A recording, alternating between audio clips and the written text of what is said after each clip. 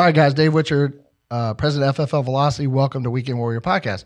And I have a special guest, came all the way in from Texas with a group of folks, and just super personality, great with people. She's she's really kind of coming into her own a little bit here, doing some recruiting, building teams, and things like that. So I just want to have her on for a minute, talk to us a little bit about her story, whatever she wants to share, that kind of thing. But again, we just like to hear from different folks and how they grow the business. Single. Guys, if she's single, so just be nice. But no, she's prettier than most of the guys I want her, so that's cool. But no, her name is Cassie Gonzales. So say hi. Hey, everybody. How's it going? So good. Balls, right? Yeah. Good. Love good. it. So, Cassie, just tell us whatever you want to know. Like, I think it's kind of like, hey, who's Cassie? Like, where did you grow up? Do you have, siblings, family, anything you want to tell us? You got your dog, obviously, single, that kind of thing. Just anything to share a little bit about Cassie. Yeah, sure. Thanks, Dave. So a little bit about me. I grew up in a small town, Pleasanton, Texas, south of San Antonio. I have two older sisters. I came from a family of mom and dad, literally working hard, learning, you work and you earn, right? And so there's no handouts being taken, anything like that. So I definitely learned the value of hard work, which led me to going to college. I got my master's in accounting. I've done history of working in the financial industry, of being an external auditor, like at Big Four accounting firms. Also being, I'm allowed to say where I came from? I am? Okay, awesome. Well, not the... A prior company? No? Yeah, just say prior company. Okay, prior company. A big company. I did work at a pretty large financial advising company for 4 years. And so I have a love of just helping people and helping them understand, hey, the importance of finance, and just helping them create some generational wealth, and just helping those that are going to be coming behind them, really.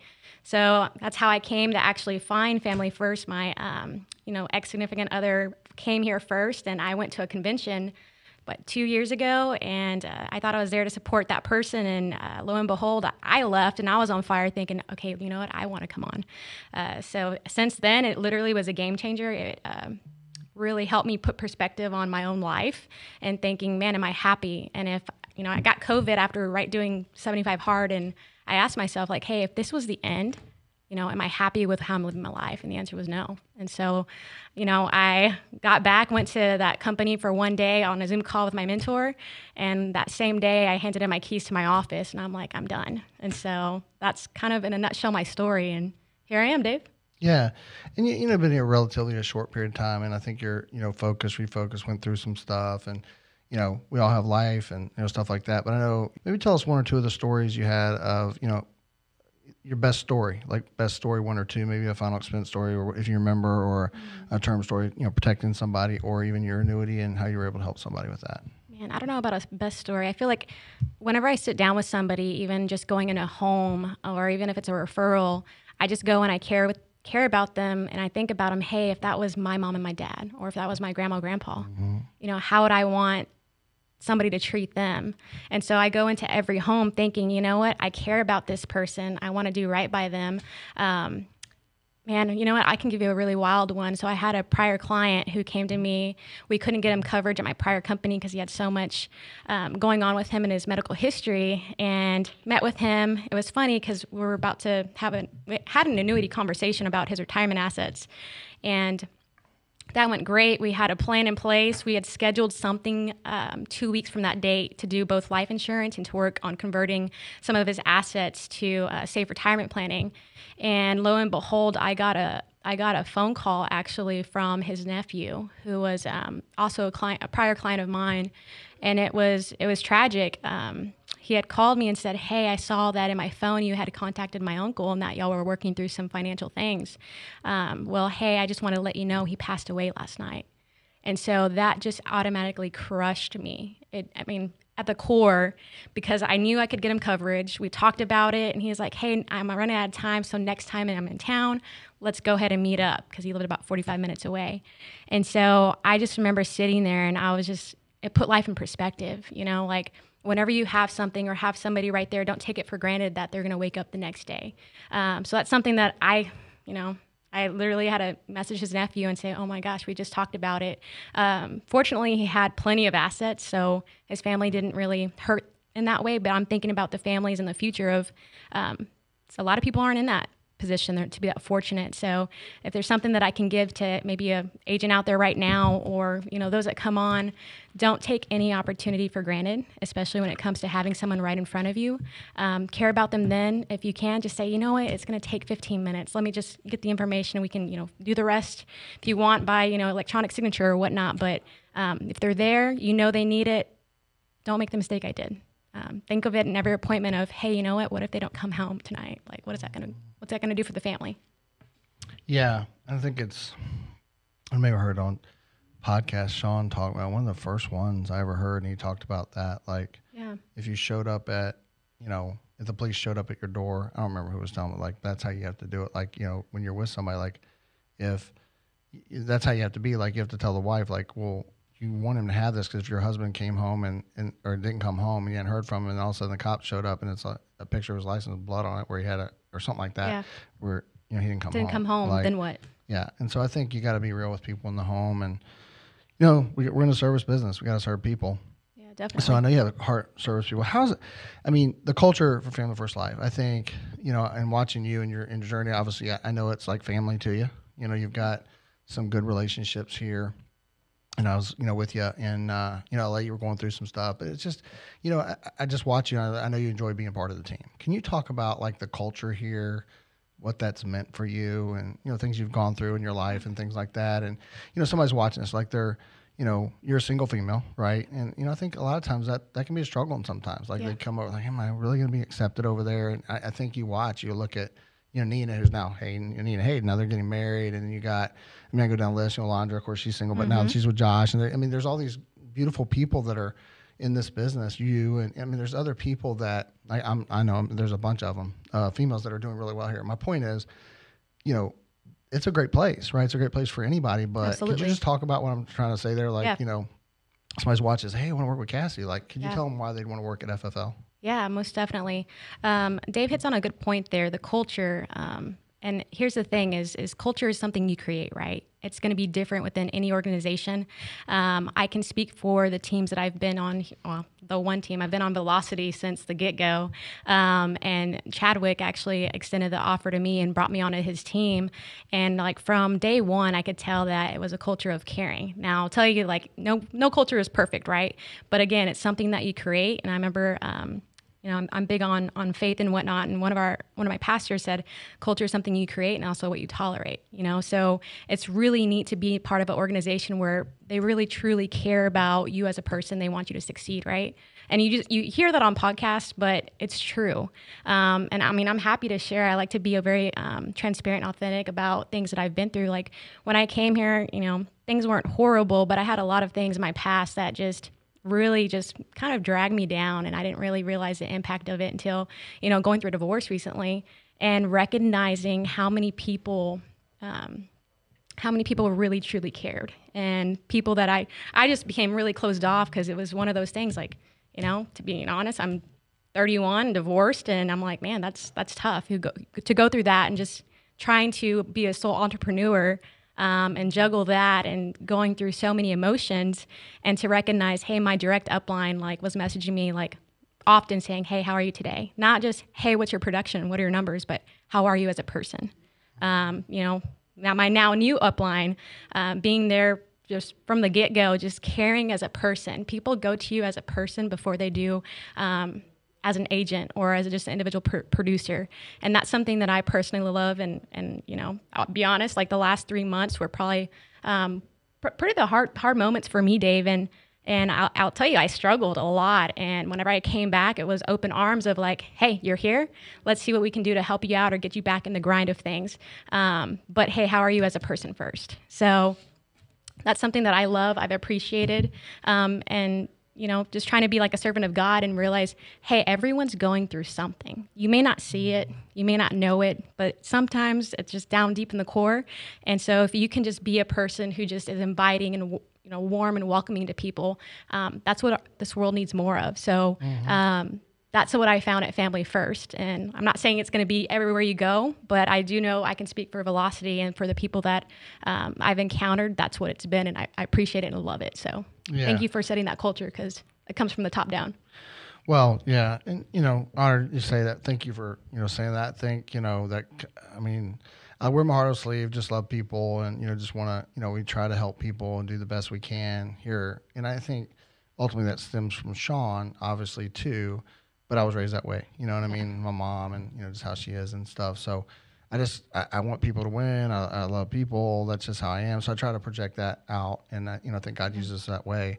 But ultimately, I think within FFL, 99% of the places you're going to be fine. I mean, we can't control every single person, how they act and stuff like that. But ultimately, our culture is the positive culture of wanting to grow people and, pour into them and that kind of thing. So Definitely. definitely. I'm going to pause you for a second. You said you try to help people. Okay. Yeah. No. Okay. I do. No. I hate the word try. Right. Yeah. You don't try to help people, Dave. Yeah. You definitely do. And I hope you see that and you know that. Definitely. Yeah. I'm a bad person about saying try. It's just a matter of they accept your help. That's a whole other story. This is true. Yeah. And we were just, we asked that. So while we're on the subject, so we were here today and we had, probably close to, it was 40 plus 50. I don't know. Yeah. I kind of got a number in my head, but 50 people. And we did this road to Hall of Fame. Cassie was here. So hey, since we're doing this, we'll just talk about that real quick, kind of spin off on that. But talk about what you learned today and how that you feel like that's going to impact your business and things like that. Oh man, today was amazing. It's a privilege actually to be here, surrounded by people who literally have worked hard, literally have been so disciplined to put processes in place to make it to Hall of Fame. And I know for me, myself, this last year wasn't my best year, but being able to listen to them, listen to Robbie Wells talk about the things he does with leads, and just, have it soak in as learning, man, I don't even know how to describe what we learned today, to be honest. I basically learned everything that I didn't do, which makes sense on why I'm not a Hall of Fame producer, to be honest. But it was just a plethora of knowledge. Yeah, you're right. Because you know what? It's up to me. No one's going to do it for me. And that's what I, have to recognize, or taking a step back and saying hey, do I really want this? Am I working like I want it? Because of that. Yeah, Jake Conan, Dean Pavlik here. Myself, Robbie Wells, and Mike Curry. That was the 5 Hall of Fame people. Yeah. So they were talking about what it takes to make it to Hall of Fame. And even if you just did it off 25% of your business going through, it made me realize how much, to be honest, I take for granted. And I was talking to Jerry earlier, and it was pretty funny because I was like, man, I feel like I'm an infant coming back in and trying to relearn this thing. He's like, well, it's kind of like you are whenever you get a little rusty. But, like they said in there today too, today is the worst you'll ever be when you think about where you're starting.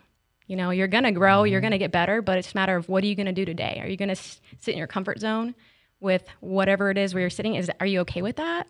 Is this enough for you? And if it is, okay, that's up to you to know. None of us know your why. Be there. Yeah, and the purpose is we don't want people look at the bank account. The purpose behind that is so because somebody's watching hey, well, do you make money over there? That's the reason. We just want. Okay. Yeah. So, yeah. If you haven't watched the other videos, totally. Yeah. There we go. Oh, I love that. Yeah. All right. So Team Fearless, we like that. Don't take that. If you watch this, so come find me. I'll come for you if you do. No, but we'll get her there. We got to get that happen this month. But she's working with Jerry Fino and that team, so I know it's going to happen. Well, cool. So what are some things from a training aspect? I know you were here today, but podcasts or any other thing that training at FFL. What have you found that somebody's new again? Looking at this opportunity, why FFL when it comes to the training, things like that. There's there's not extra fees. You don't pay for training. We're going to Miami, there's no cost. And, we can sit here and talk about this all day, how other companies say this, all stuff about it, but none of it's true here. And then they're doing it all. It's crazy. But yeah, so I got on a tangent there, but tell me just some things about the training. You've been to convention. Are you excited about that? And why somebody wouldn't go? How about that? Yeah. I'm pumped, actually. I'm pumped for convention. The training itself, like Dave was saying, everything is absolutely free. You can hop on YouTube and just Google Family First Life in-home, tips or dial day, phone scripts. Everything's out there. And that's the cool thing is that, whenever you work for a company or work with a company who they're not scared for other people to know what they're doing or what's working for them. And that's something that you definitely want to look at and appreciate, because I don't know many companies that just kind of go and say, hey, this is exactly what I do, or these are the leads that I'm buying, because they want you to be successful too. Everyone's invested in your success. They celebrate your good days, and you know what? They're there on the not so good days to help pick you up, dust you off, and say, you know what? Let's go. tomorrow's a new day. But as far as the training, convention too is, I'm telling you, Dave, like I went to convention and I didn't know that I was literally going to get things myself from it. I was at a prior company at the time of attending the convention. That's hands down one of the biggest reasons and things that like stopped me in my tracks and literally made me think like, man, what am I doing with my life? Like I knew I was educated. I knew I could do this business, but it was a matter of like, man, I know I wasn't as happy as I could have been either. So if you have the opportunity to go to convention, you know, you're going to be with top producers, people that, you know, are new. Just it's a melting pot of people looking and hungry for an opportunity.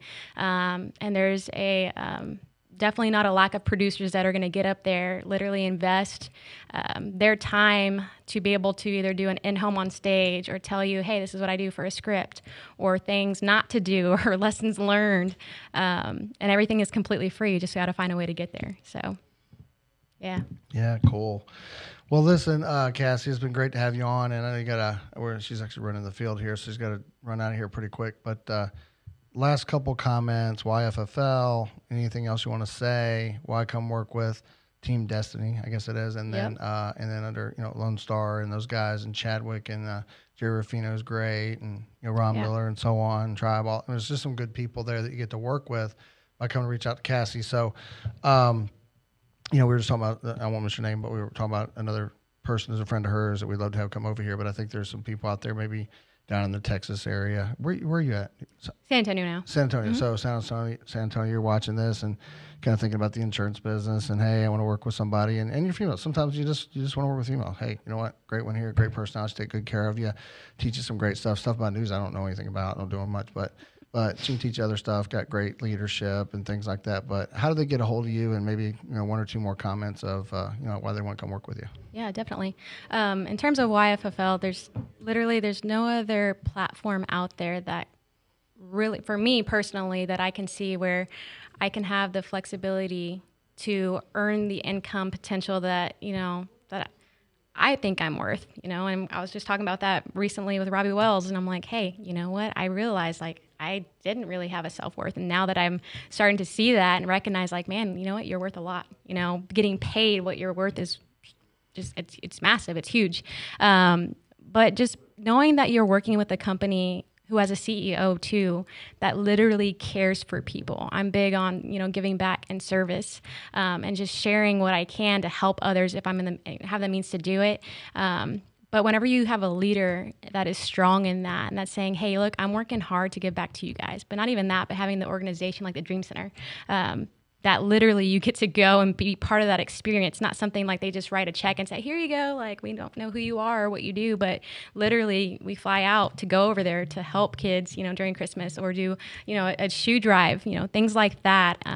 Just things like that speak to my heart, and that's why it's so important, and why, you know, why probably I'm still here, to be honest. Other comments is, hey, anybody can do this. And you hear this all the time. I heard it so many times at the conventions we've been to, is that no one's special. I'm definitely not special. I know myself. I haven't worked as hard as I could. But this year I'm have a clearer focus. I'm motivated. And now, like, literally it's me and my dog. So I'm going to be working hard so my dog can have an awesome life, you know? Yeah. But as far as the team, you know, come work with us. I mean, we're based out of San Antonio, but doesn't mean we can't have people in the other states. We just brought somebody else on recently from Washington. So excited to bring her on, watch her grow. So we're everywhere. So that's the cool thing about this. Our team this year, we had our strategy meeting at the end of December and talked about, you know, Jerry's leading up, doing some travel trips. That's how, you know, actually I'm here in South Carolina, technically where we're sitting right now. South Carolina, North Carolina. But we're going to be doing some travel trips. So we're going to get the opportunity to see the world, but also just serve all over the U.S. So if you're up for it, if you want to be a part of Lone Star and Destiny, we'll definitely take you and entertain a conversation at that. Sounds good. How do they get a hold of you? You can follow me on Facebook. It's Cassie Jo Gonzales, or Instagram is Cassie Joyo. And then if you just want to shoot me a text or a call, I'd totally say text me first, because it might be like a day before I can get back call-wise, especially if I don't know what's going on. Is 210-517-4656. All right. Well, thanks for being on. Yeah, so thanks for being on today with us, and reach out to Cassie and stuff. And thanks for, you know, again, you know, she knows some annuity business, knows how to do that. And, And she, like I said, working with a great team, building the teams, growing, sales manager with us, and working with Jerry and Chad and those guys. So Ron and on and so on, Eric. So a lot of support. You're in South Texas, wherever you are, doesn't matter. Just reach out. So we want you to be with FFL, bottom line. And if you hadn't signed up for convention, you're watching this, please do so. You still have time. FFL Convention.com. There we go. FFLconvention.com. You got it. Get out of my mind here. It's been one of those days. We've been working hard and teaching and training all day, and so it's been great. So thanks for being on with us today. Make sure you subscribe to Family First Life Velocity on YouTube, and thanks for being on today. Appreciate it.